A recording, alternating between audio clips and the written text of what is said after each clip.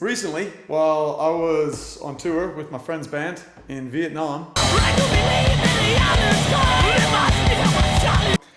we were staying at one of the promoters' homes. Sergey, the Russian drummer from Cut Lion. We stayed at his house, and when I walked in, he had this really weird guitar in the corner. He didn't know what it was, he didn't think it worked, but if I want it, I could have it. So I got it. It's gotten through 3 different countries. It's made it back to Australia, and I'm going to share it with you.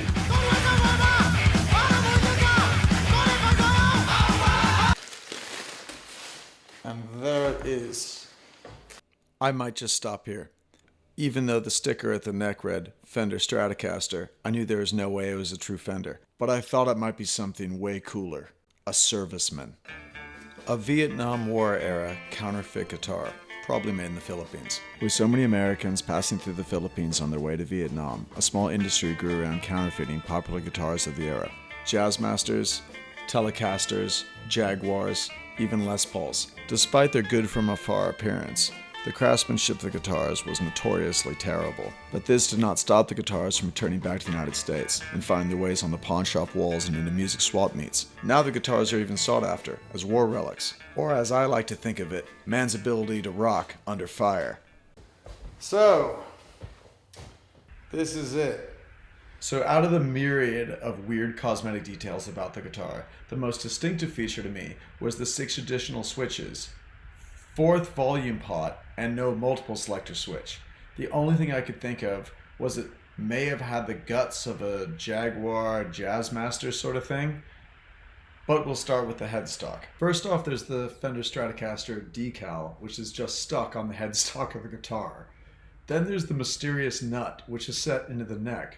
So the nut's actually been recessed into the top of the neck. No idea what the body of the guitar is made out of, but it's cracking all along the enamel. And then back to the neck of the guitar. No idea what kind of wood this is. I suspect it's pine. Naughty pine. I was trying to figure out what kind of wood the fretboard was made out of when I discovered. I don't even think it's a different piece of wood. I think this is just paint. I think this is just stained darker.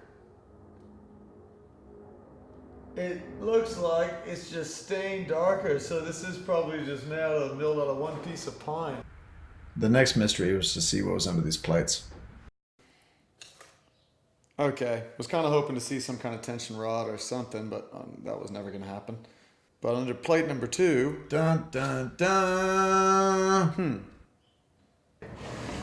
But the mystery, aside from these 3 switches, is,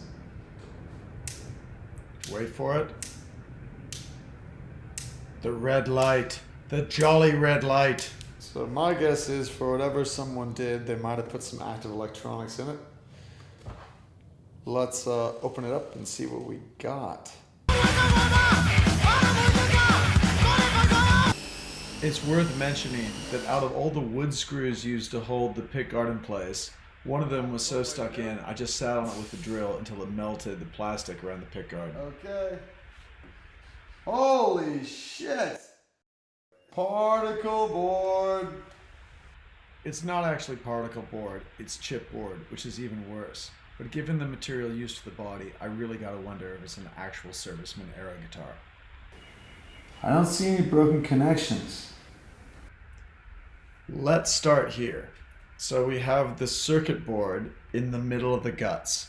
Our first set of switches, the ones located underneath the pickups, seem to route back onto the circuit board and then feed back out to our pickups. So I'm pretty sure that's going to be our pickup selection.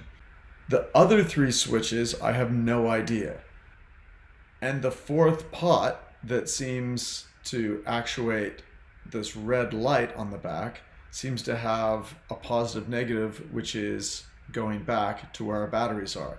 So that is going to power all of the active electronics. I know that Fender actually put active electronics in some of their guitars. Something tells me this isn't one of them, but someone had a crack. That's good enough for me. Now we come to the pickups. These things are awesome. It's 2 very thin pieces of plastic that has some posts in them, that has a few wraps of copper wire, and these magnets, one of which is dislodged, just went on the back. That's it. That's your pickups. So I can't really fault that anything looks out of place, except for it looks like the way it looks. So I thought there was only one thing left to do, right? We're gonna chuck a string on this thing. Crap, that almost lines up. I don't think these pegs are actually even metal. I think they're just plastic. Holy shit, they are plastic. The tuning pegs are plastic. Let's kick her in the guts.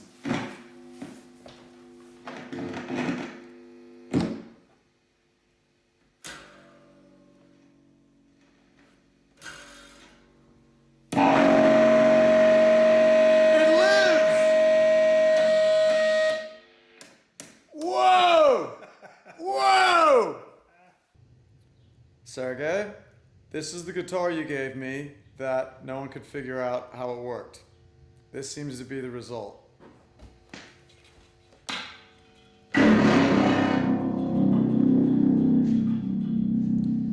With inbuilt effects.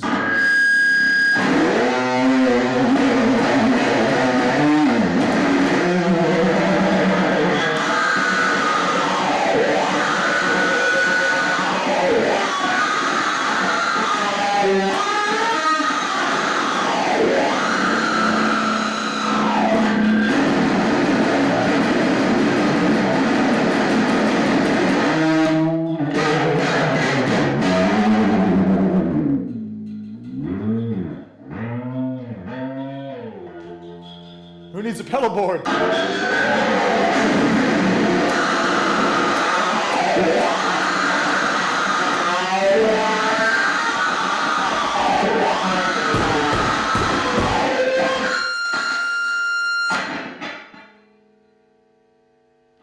Thank you, Sergey. That's it for this guitar review. I'll see you next time.